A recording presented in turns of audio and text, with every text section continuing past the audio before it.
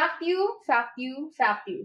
Oras na, buddy, para sa isang fantastic segment. Halika na sa I Do Give a Fact. Calling out to all the anik-anik girlies out there. Ano nga bang anik-anik? Halika, samahan niyo ako. Magbibigay ako ng 5 facts about anik-anik. Alam niyo ba na ang anik-anik ay wordplay ng Tagalog expression na kung ano-ano? So, ang anik-anik ay kung ano-ano na pwede mong makolekta na merong sentimental value sa'yo o nagre-resemble na kahit na anong connection na meron ka sa ibang tao. It's literally everything and anything. Alam niyo rin ba na ang culture na to ay matagal na sa Pilipinas? Sumikat na to dahil sa mga millennials saka sa mga Gen Z.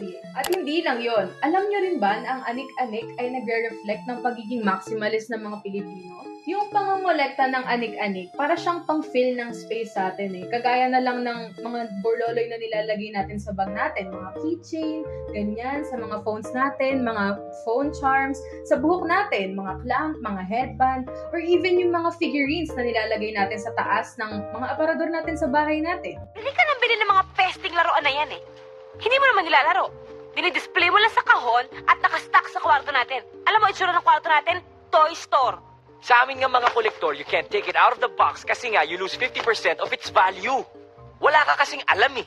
Kaya nasabing may collectivist culture ang mga Pilipino dahil nangingibabaw yung pagpapahalaga natin sa connection na meron tayo sa ibang tao. Kaya nga, ino-hoard natin or like kinokolekta natin yung mga bagay na binibigay nila sa atin kasi importante siya sa atin at importante yung mga taong nakapaligid sa atin.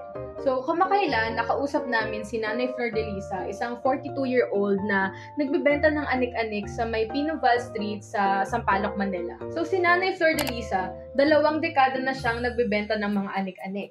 Sabi niya nga, nakalakihan niya na ito. Isa nga ito sa mga pinanghihinayangan ni Nanay kasi kung nakapagtapos daw siya ng pag-aaral ay hindi siya nagtitinda ngayon. Kaya naman nabanggit din niya na ang pangarap niya para sa 2 niyang anak ay makapagtapos sila ng pag-aaral. Yung mga binibenta ni Nanay, yung iba inaangkat niya, yung iba naman siya mismo yung gumagawa. Pinipili niya talaga yung mga design na ipapagawa niya na alam niyang papatok sa mga estudyante. Sabi niya nga rin na nung bata pa siya, yung mga binibenta niyang mga headband, ganyan, siya rin yung gumagawa. Kaya lang, nung syempre, tumanda na siya na rin yung nagbebenta, wala na siyang oras para gumawa dahil mahihirapan na rin siya. Nasabi nga ni Nanay na sa isang araw, halos 3,000 lang yung kinikita niya sa pagbebenta ng mga anik-anik. Swerte ng araw si Nanay kung makakakita siya ng mga 3,000 sa isang araw eh. Wala pang puhunan yun ha. Sabi rin ni Nanay na wala siyang ibang pinagkakakitaan at yung asawa niya naman ay naglalako rin para may taguyod yung pamilya nila. Ayun lang ang baon kong facts for today, Fact Buddies. See you sa mga susunod na episode at lagi niyong tatandaan na I do give a fact because you matter.